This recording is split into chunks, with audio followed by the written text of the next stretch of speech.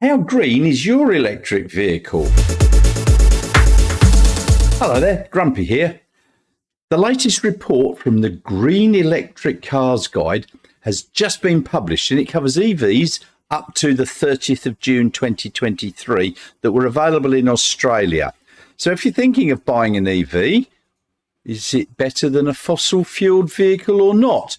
And if so, which one is the greenest and which one will have the lowest environmental impact? Now, it's not only the CO2 emissions during the manufacture and so on that are important, but there are other noxious poisons that are emitted from the tailpipe from fossil fueled vehicles. They're very important. Now, these emissions cause a large amount of deaths throughout the world. So just here in Australia, they estimate over 11,000 premature deaths occur each and every year due to the exposure to these poisonous emissions. Now, worldwide, it's estimated that almost 9 million deaths globally happened in 2018, and it's probably getting closer to 11 million for this year. And according to the World Health Organization, 9 out of 10 people are breathing air containing high levels of pollutants. Electric vehicles don't emit these pollutants, so our transition over to pure EVs is definitely the way to go from a public health point of view. But we also need to take into consideration the CO2 required to manufacture the EV, as this will affect climate change that we're all experiencing at the moment. Now, the Green Electric Car Guide looked at the base models that are available for sale new here in the Australian market that are costing under $100,000 Australian, which is approximately $65,000 US. And they scored each one of these cars according to 3 basic criteria as follows. Number 1, carbon emissions over its life cycle from manufacturing through to end of life. This accounted for 50% of the score given. Number 2, technological advances that help reduce environmental impact of EVs and make them more affordable. And this was 25% of the total score. And 3, the car maker's role in helping or hindering the urgent task of decarbonising transport in Australia. And this was the remaining 25% of the total. And I expect that this will likely be reasonably extrapolated to other countries around the world, although many other countries have got a wider variety of EVs that are available than us poor buggers here in Australia. So if you're purchasing or have purchased an electric vehicle because you wanted to do something to help climate change, pollution, or both, which ones are the best to get? Now, if we take a look at the page from the Green Electric Car Guide, guess what? Yes, Tesla Model 3 was number 1 and Tesla Model Y was number 2. And if you look here, the Tesla Model 3, lifetime carbon emissions, it scored 40 out of 50, sustainable technologies, 18 out of 25, but only 15 out of 25 for the car maker's policy positions. Model Y was obviously the same. Now, interestingly, Volvo EX30 Plus pure electric vehicle scored very well. In fact, if you look here at the car maker's policy positions, 19.5 out of 20. That's not bad at all. And that came in at number 3. Then obviously Polestar came in very well.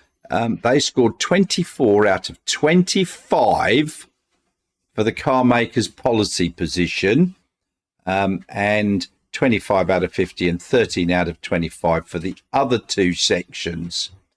So if we keep going down here, Ioniq 6 came in very well. Then the Leaf, the Mini, the Cupra Born. Keep going down.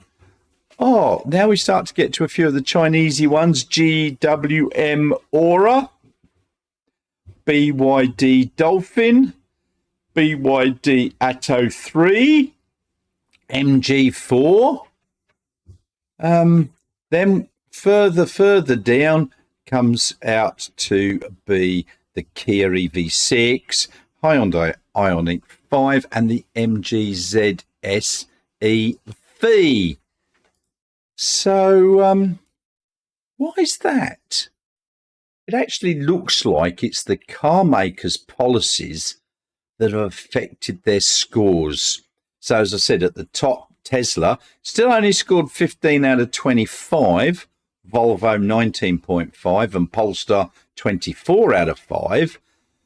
But Hyundai only scored a very low 5 out of 25. GWN was nowhere near as good at 2.5, and BYD 3 out of 25, which really pulled them down. But the worst was MG with their two cars, the MG4 and the MG ZS EV. They actually scored a negative 2.5. Now, I'll put the link to the site in the description below. But if we have a look at the long, big chart that they put together, this shows the score in each part for each car. Now, I'm not going to go into the full details here, but please take a look for yourself and let me know what you think. But a quick summary here of the total scores thanks to the driven, which I'll just show now. As I said before, they haven't put any of the long range or performance models in there because they say that, look, the scores are going to be slightly less, maybe by about 10 to 15% from the base version. Now, look, there's obviously a fair bit of subjective judgments going on here. And if you or I were to try to come up with some scores, I'm sure they'd be different. But here in Australia, none of the cars are going to score anywhere close to 100 out of 100. But I think they're gradually improving. Don't panic if you've bought an EV that scored badly. You've still made the right move, as your car has got zero pollutants coming out of the non-existent tailpipe. And the total CO2 emissions over the life of your EV will be a lot less than the fossil fuel equivalent vehicle. And as the grid transfers over to more and more renewables, it's even going to get better. So what do you think of this report? Do you agree with it, or do you think it's a load of rubbish? Let me know in the comments below. Personally, I just take this as a rough guide. Now, even though I own the Model 3, which came top, and I now own the Model Y, which is number 2 in the list, I don't think that really makes anything. I think if you've purchased an EV, you've done the right thing. Thanks very much for watching. Please, can you help me by clicking that like and subscribe button below? I really appreciate it. Thank you.